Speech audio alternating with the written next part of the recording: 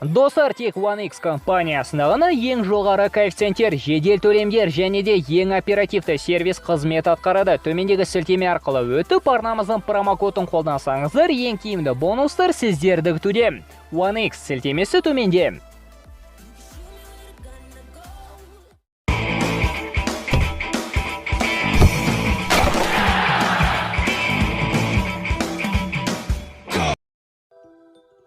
Лионель Месси Барселонаны Чемпиондар лигасының фавориттеріне қоспады. Криштиану Роналду Манчестер Юнайтедті Барсаның экс-бапкері жаттықтырғанын қалайды. Ал әйгілі футбол аңызы Диего Марадонаның мәйіті жүрексіз жерленді. Осы және де өзге де қызықты жаңалықтар топтамасы дәл осы бейнероликте. Арнамызға жазылып қоңырау түймешесін басуды ұмытпаңыздар. Ал біз бастаймыз. Ең әуелі ресми жаңалықтар топтамасынан бастайық. Польша ұлттық құрамасы мен Мюнхендік Баварияның шабуылшысы Роберт Левандовски Tutto спорт басылымының нұсқасы бойынша жылдың үздік ойыншысы атанды. Ал Англия ұлттық құрамасының бас бапкері Гарет Саутгейт Англиямен келісімін 2024 жылға дейін ұзартса, хорватиялық экс-ойыншы Марио Манджукич Хорватия ұлттық құрамасының бапкерлік штабына енді. Әйгілі форвард құраманың бас бапкері Златко Даличтің көмекшілерінің бірі болады. Олар Хорватияны келесі жазда өтетін мундиалға дайындайтын болады. Sky Sport баспасының ақпаратына сүйенсек, Дортмундтық Боруссия Эрлинг Холландты сақтап қалу үшін оған жылдық жалақысы 16-18 миллионды құрайтын айлық ұсынбақ ниетте. Норвегиялық форвардтың өзі болса, басқа европалық гранд сапына ауысқысы келеді. Баспасөздерде Барселона мен Реал Сити және Бавария жайлы көп айтылуда. Бавария демекші, әйгілі германиялық гранд кейінде ғана голден бой жүлдесін атқан каталондық Барселонаның ойыншысы Педри Гонсалеске қызығушылық танытуда. Бұл жайлы әйгілі АС баспасы хабарлауда. Испандық жас таланттың трансфері үшін немістер тіпті 80 миллион евро төлеуге дайын. Бүгін түнде өтетін Манчестер Сити PSG ойынында испандық центр-бэк Серхио Рамос өзінің дебюттік ойынын өткізуі мүмкін. 35 жастағы испандық қорғаушы Ситиге қарсы матчте шығатын ойыншылар тізіміне енді. Еске салсақ, жазда PSG сапына еркін агент ретінде келген Серхио француздық клуб жейдесіндегі дебюттік ойынын әлі де өткізбеді. FIFA жылдың ең үздік ойыншылар ондығын, үздік қақпашылар бестігін және үздік бапкерлер бестігінің тізімін жариялады. Үздік ойыншылар ондығына әдетінше Роналду мен Месси, Неймар, Бензема, Левандовски, Жоржиньо, Канте, Де Брюйне, Салах және Эрлинг Холланд кірді.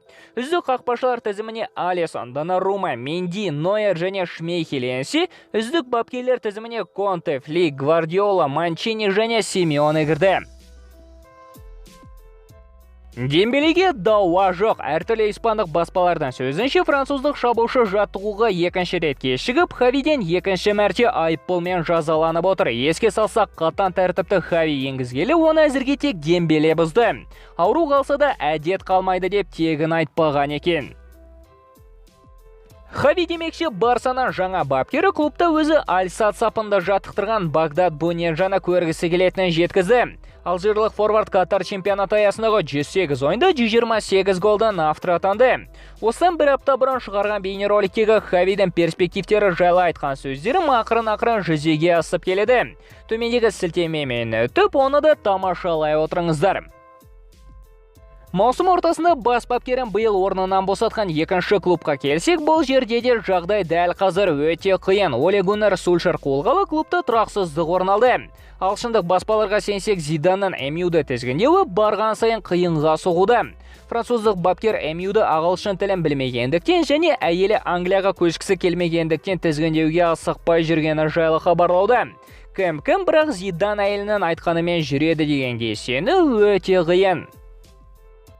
Осы орайда Sky Sport баспасы Криштиану Роналду MU-ді дәл қазір Луис Энрике тізгіндегенін қалайтынын хабарлауда. Португалдық футболшы испандық бапкермен жұмыс жасап көруге қарсы емес. Еске салса, Криштиану әлі Реал намысын қорғаған кезде Луис Энрике Барселонаны жаттықтырған болатын. Daily Mail баспасы болса, Маурисио Почеттино MU-ді жазда тізгіндеуге ниетте екенін жазуда. Аргентиналық бапкер PSG сапындағы жағдайына және командадағы эгоист жұлдыздардың көптігіне көңілі толмауда.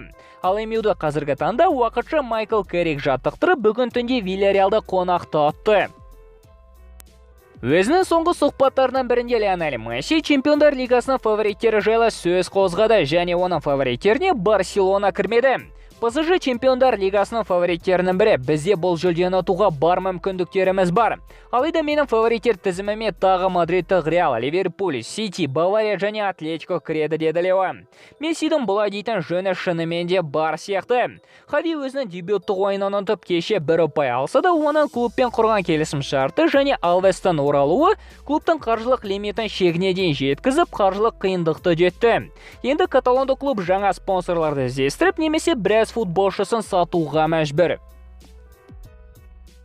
Және де кешегі Марка баспасының сұмдық мақаласына келсек, әйгілі аргентиналық футбол аңызы Диего Марадонаның мәйітін дәрігерлер жүрегін кесіп алып жерледі. Бұндай қадамға дәрігерлер біреу оны қазып алуы мүмкін деген қауіппен барды. Баспа мақаласына сенсек, Диегоның ақауы бар жүрегі әдеттегі сау жүректен 200 грамм есе ауыр болды.